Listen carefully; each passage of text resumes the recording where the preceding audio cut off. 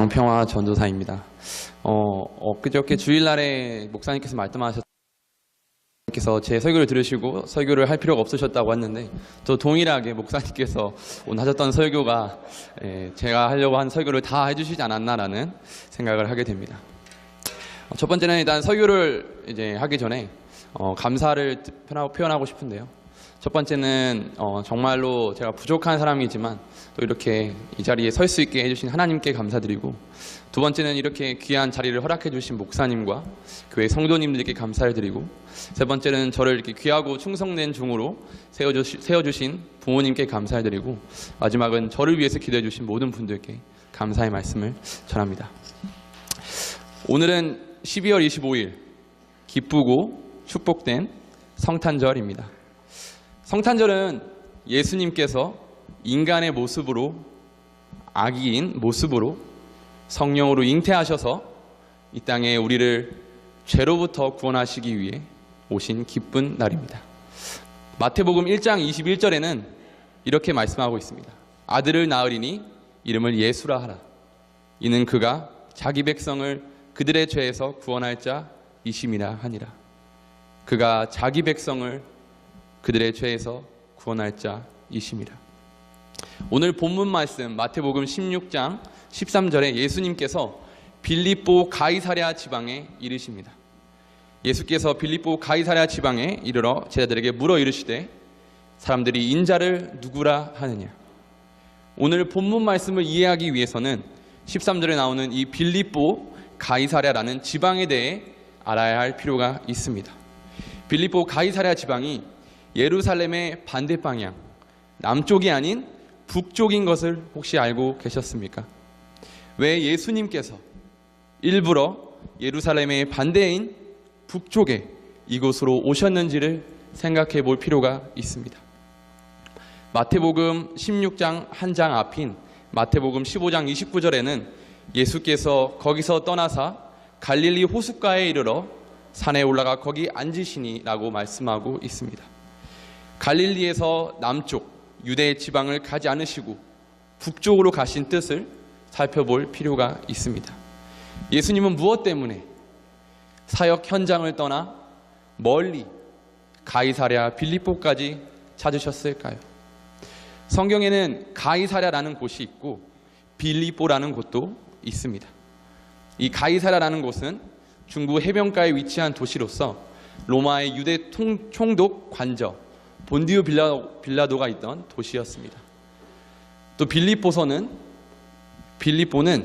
마게도니아 위치한 유럽의 첫 도시입니다. 이곳은 바울이 가서 교회를 세운 곳이기도 합니다. 그런데 오늘 본문에 나오는 빌립보 가이사랴는 그곳들과는 전혀 상관이 없는 지역입니다. 빌립보 가이사랴는 이스라엘의 가장 북쪽인 헐몬산 기슭에 위치한 곳입니다. 예수님이 태어나실 때 왕이었던 헤롯 대왕에게 아들이 여럿 있었는데 그중 하나인 헤롯 빌립이라는 왕이 있었습니다. 그가 그곳에 도시를 만들어 로마 황제의 칭호인 가이사를 따서 가이사랴라고 하였고, 자기 이름을 헤롯 빌립을 집어넣어서 가이사랴 빌립보라고 이름을 지었습니다. 이 빌립이라는 이름은 그 위대한 알렉산더 대왕의 아버지의 이름이기도 합니다. 당시 로마 제국 내에는 시저의 이름을 붙인 도시가 많이 있었지만 황제의 이름을 아무데나 또 아무렇게나 붙일 수는 없었습니다. 절대적인 힘을 가진 황제를 뜻하는 시저의 이름을 붙이기 위해서는 반드시 로마 황제의 영광에 어울리는 화려한 모습과 웅장한 규모를 갖춘 도시여야만 했습니다. 아주 시골의 형편없는 데에다가 시저의 이름을 붙일 수가 없다는 뜻입니다.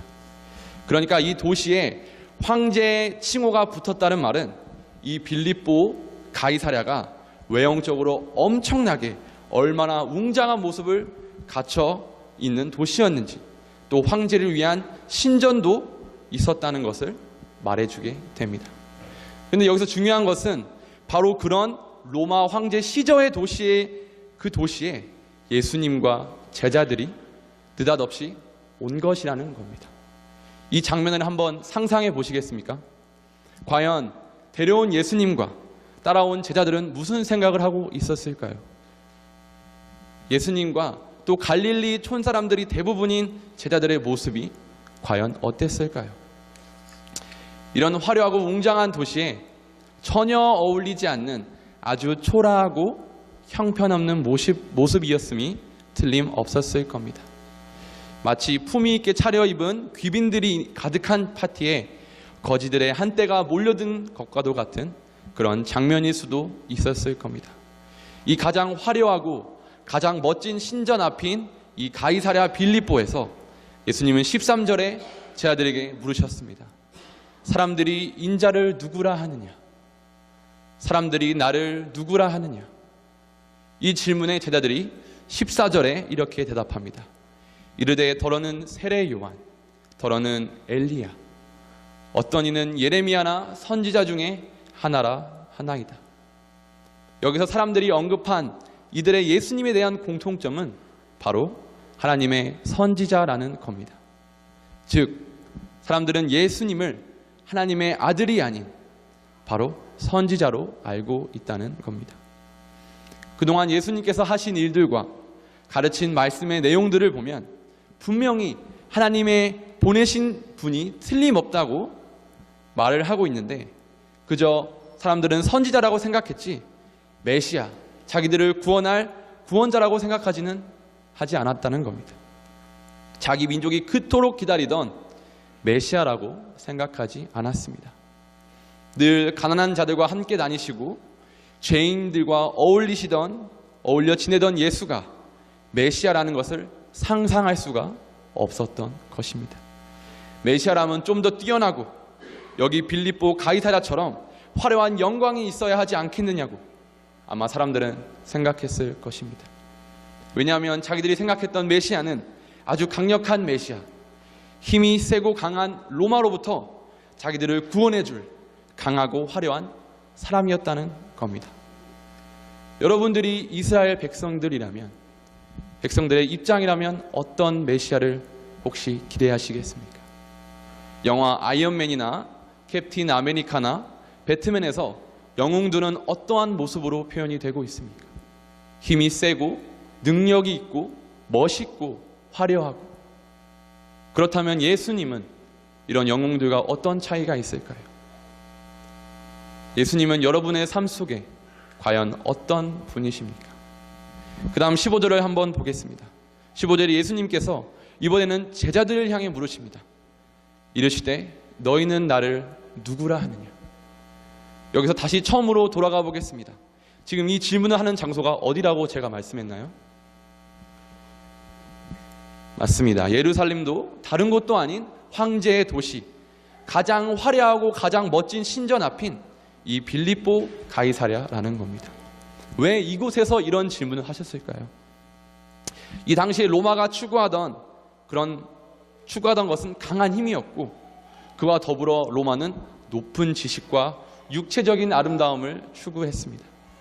로마는 그런 것들을 통해 평화를 이룰 수 있다고 생각했기 때문에 그런 것들을 나타내고자 과시할 수 있는 여러 웅장한 건물들과 황제의 신전과 대형 도서관과 근육질 남자의 조각상들과 벌거벗은 여인의 조각상들을 세웠습니다. 바로 그런 것들로 가득한 도시가 빌립보 가이사랴였고 그곳 한복판에서 예수님은 제자들에게 물으십니다. 너희는 나를 누구라고 생각하느냐? 이 말씀은 곧 너희도 사람들과 똑같은 생각을 하고 있느냐라고 제자들에게 물으시고 계신 겁니다. 저는 오늘 본문을 통해 여러분들에게 세 가지를 말씀드리려고 합니다. 그 세 가지 중에 첫 번째는 바로 본질. 이 본질을 아는 것입니다. 그 본질은 바로 예수님입니다. 예수님이 누구신지 아는 것. 전능하신 하나님의 아들 예수님께서 우리와 같은 인간의 몸, 아기의 모습으로 우리와 같은, 아니 더 모진 고통을 받으셨습니다. 이 예수님을 아는 것이 바로 본질이라는 겁니다. 사랑하는 여러분, 혹시 살면서 외로우셨던 적이 있으신가요? 살면서 외로울 때 어떤 마음이 드셨습니까? 너무 외롭고 힘들어서 하나님께 기도한 적이 있으십니까? 외로워서 부모님에게 또는 친구나 지인에게 얘기해 본 적이 있으십니까? 아마 따뜻한 말도 들었을 것이고 차가운 말도 들었을 것입니다. 어떤 말이든 여러분을 위한 진심 어린 말이었음이 틀림없었을 것입니다. 하지만 반대로 겸손의 왕이신 예수님은 얼마나 외로우셨을까요? 한번 생각해 보신 적이 있으십니까? 나도 이렇게 외롭고 힘든데 과연 예수님은 얼마나 외로우셨을까? 과연 예수님의 마음을 이해해 줄 수 있는 사람이 있었을까요? 아마도 예수님의 마음을 온전히 이해할 수 있던 사람은 단 한 사람도 없었을 것입니다. 저는 예수님을 이렇게 표현하고 싶습니다. 겸손의 왕이신 예수님이기도 하지만 외로움의 왕이신 예수님. 예수님은 외로움의 리더이셨습니다. 예수님은 외로움의 모델이셨습니다. 첫 번째는 제가 본질이라고 말씀을 드렸습니다. 그리고 두 번째는 살아내는 고백입니다. 다시 본문 15절로 돌아가서 예수님께서 제자들을 향해 물으십니다. 너희는 나를 누구라 하느냐? 여기서 16절에 베드로는 제자들을 대표하여 아주 유명한 신앙 고백을 하게 됩니다. 16절 다 같이 한번 읽어볼까요? 시작. 시몬 베드로가 대답하여 이르되 주는 그리스도시요 살아계신 하나님의 아들이시니이다. 이 고백을 시몬 베드로가 아닌 자신의 이름을 담아서 한번 고백해 볼까요? 시몬 베드로가 아니라 양평화가 대답하여 이르되 자신의 이름을 부르시면 됩니다. 시작. 양평화가 대답하여 이르되 주는 그리스도시요 살아계신 하나님의 아들이시니이다. 여러분이 이렇게 고백하기를 소망하고 또 축복합니다. 여기서 베드로는 예수님을 그리스도, 메시아, 구원자라고 고백을 하게 됩니다. 하지만 이 말이 왜 유명한 신앙 고백이었을까요? 아마도 이런 말은 누구나 할 수 있다고 생각을 할 수가 있을 것입니다. 그런데 이 베드로는 지금 이 빌립보 가이사랴, 온 세계를 힘으로 정복하고 화려함으로 다스리며 백성들에게 풍요로움을 준다고 약속하는 로마 황제 가이사가 구원자가 아니라 예수님이 구원자이시라는 것을 가장 화려하고 가장 멋진 신전이 있는 이 도시 빌립보 가이사랴에서 감히 고백을 한 것이라는 겁니다. 그렇다면 혹시 예수님을 향한 여러분의 고백은 살아 계십니까? 본질인 예수님을 아셨다면 예수님과 같이 살아가고 계십니까? 신앙 고백이라는 단어, 신앙생활이라는 단어를 많이 들어보셨을 겁니다. 신앙 고백, 신앙생활, 이걸 한번 반대로 생각을 하여 질문을 해보면 어떨까요? 나의 고백은 신앙하는 고백인가? 아니면 고백하는 신앙인가? 또는 나의 삶은 신앙하는 생활인가? 또는 생활하는 신앙인가? 사랑하는 성도 여러분, 신앙 고백을 넘어서, 신앙 생활을 넘어서 여러분의 삶이 고백 신앙이 되기를, 생활 신앙이 되기를 소망하고 축복합니다. 그런데 이게 끝이 아닙니다. 그 다음은 17절입니다. 예수께서 대답하여 이르시되 바요나 시모나 내가 복이 있도다. 이를 내게 알게 하니는 혈육이 아니요 하늘에 계신 내 아버지시니라. 예수님께서 베드로를 뭐라고 부르십니까? 17절에 바요나 시모나라고 부르십니다. 바는 아들이라는 뜻이고 요나는 이름입니다. 히브리어로는 요나, 헬라어로는 요한이라고 해석을 하고 성경에 나와 있습니다. 요한복음 21장 16절입니다. 제가 읽겠습니다. 또 두 번째 이르시되 요한의 아들 시모나. 계속 이어서 17절에 예수님께서는 베드로의 고백을, 이를 알게 하신 이는 자신의 혈육이 아닌, 자신의 생각이 아닌 바로 하늘에 계신 하나님께로부터라고 말씀하시고 예수님은 기뻐하시면서 칭찬을 하십니다. 그 다음 18절을 보겠습니다. 또 내가 내게 이르시되 또 내가 내게 이르노니 너는 베드로라. 내가 이 반석 위에 교회를 세우리니 음부의 권세가 이기지 못하리라. 예수님께서 이번에는 바요나 시몬이라고 하지 않으시고 이번에는 베드로라고 하십니다. 그리고 이 반석 위에 내 교회를 세우겠다고 하십니다. 베드로라는 이름은 헬라어로 페트로스, 바위, 반석이라는 남성 명사 뜻으로 해석을 하고 있습니다. 하지만 똑같은 구절에 언급되는 이 반석 위에, 이 반석이라는 뜻은 페트라, 똑같은 반석이지만 여성 명사 단어를 쓰였다고 하게 됩니다. 그래서 많은 학자들은 18절에 이 반석이라는 뜻을 예수님을 향해 그리스도시며 살아계신 하나님의 아들이라고 고백한 그 믿음, 그렇게 고백하는 사람이 반석이며 그 위에 하나님께서는 당신의 교회를 세우시겠다고 나타내고 있습니다. 이것이 바로 첫 번째는 본질, 두 번째는 살아내는 고백, 마지막 세 번째 삶 속의 교회입니다. 하나님께서는 교회를 세우시기 이전에 삶 속의 교회를 먼저 세우셨습니다. 저희가 지금 예배드리고 있는 이 교회 이전에 가정의 교회를 먼저 세우셨습니다. 그리고 가정의 교회를 세우기 이전에 개인의 삶 속에 교회를 세우셨습니까? 믿으십니까? 이 말은 즉슨 우리의 삶 속의 교회가 세워졌을 때 우리가 어디를 가든지 무엇을 하든지 우리가 서 있는 그곳이 바로 교회가 되어진다는 뜻을 나타냅니다. 그럴 때 예수님께서 19절에 말씀하십니다. 내가 천국 열쇠를 내게 주리니 네가 땅에서 무엇이든지 매면 하늘에서도 매일 것이요 내가 땅에서 무엇이든지 풀면 하늘에서도 풀리리라.